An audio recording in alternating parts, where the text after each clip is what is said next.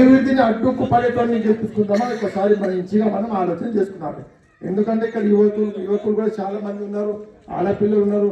వాళ్ళు ఒకసారి ఆడపిల్లలు ఆలోచన చేసుకున్నంటే ఇటువంటి ఎంతమంది నాయకులు వచ్చినా వాళ్ళు ఎవరు మాట వినవాళ్ళు. వాళ్ళ మనసులో ఒకటే, ఇప్పుడు తిరుపతి రేవంత్ అన్న గారి ఎవరు నిలబెట్టిందో వాళ్ళని గెలిపించుకోవాలనే ఆలోచన ఉంది. కావున మంచి ఆలోచనతోని మన ఊరు అభివృద్ధి చెందాలి, మన పిల్లల భవిష్యత్తు మంచిగా కావాలి. గతంలో ఇక్కడ చాలా మంది పిల్లలు ఆడపిల్లలు చదువుకునే వేటలు బాట లేక రోడ్ లేక ఎంత ఇబ్బంది పడినా లేదా? ఈ పొద్దు అప్పుడు మనం గతంలో ఇప్పుడు ఇక్కడ హుస్నాబాద్ పోవాలంటే ఒక గంట పట్టేది, ఇక్కడ నుంచి అక్కడ కొలంగల్కి పోవాలంటే ఒక గంట పట్టేది.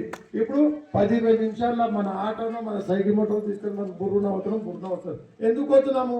ఈ రోడ్ అయింది కాబట్టి మనం పోతున్నాం. ఎవరు మన కోసం ప్రయత్నం చేస్తుందో వాళ్ళకి ఆశీర్వదించాలి కదా. ఏ పార్టీ మన కోసం కష్టపడింది చేసింది, మళ్ళీ ఇన్ని దినాలు 10-20 సంవత్సరాలు సంపాదించి ఏం చేసినావు? ఏమైనా చేసినావా? ఏం చేయను. నీ భూములు పెరిగినాయి, నీ ఇళ్ళు పెరిగింది. కావున మంచిగా ఆలోచన. ఇది అభివృద్ధి కోసం వేసే ఓటు. మీరు వేసే ఓటు ఏమది? అభివృద్ధి కోసం. ఆ అభివృద్ధి జరగాలంటే కాంగ్రెస్ పార్టీ బలపరిచిన అభ్యర్థి మోదీ నాయక్ గారిని ఇక్కడ నుంచి గెలిపిస్తున్నారు. మోదీ నాయక్ గుర్తు ఏది? ఉంగరం గుర్తు ఉంది, ఉందా లేదా? మన గుర్తు ఏది? మన గుర్తు ఏది? మన గుర్తు ఏది?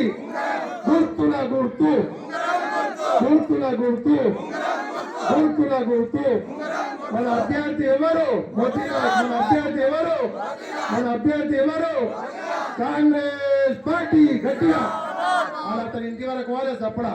Congress party, Congress party.